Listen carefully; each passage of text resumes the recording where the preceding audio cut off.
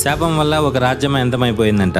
ఆ కోటలో ఇప్పటికీ రాత్రిపూట ఏవో భయంకరమైన శబ్దాలు, అరుపులు, కేకలు వినిపిస్తాయని చెబుతారు. ఆ కోట ఎక్కడ ఉందో తెలుసా? రాజస్థాన్ లో ఉంది. ఈ కోట పేరు బాన్గార్ కోట. మాధవ్ సింగ్ అనే రోజు ఈ కోటను కట్టించాడు.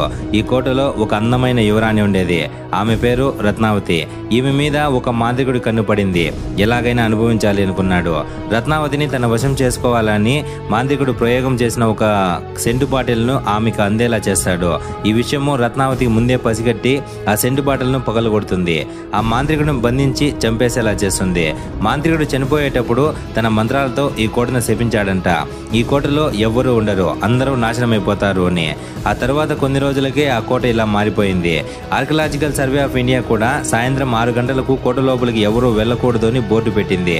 ఎందుకంటే నైట్ లో కొన్ని అరుపులు, కేకలు వాళ్ళకు కూడా వినిపించాయంట. ఈ కోట ఆ మాంత్రికుడు శపించిన దానికి ఇలా అయిందా లేదా అనేది కామెంట్ రూపంలో తెలియజేయండి.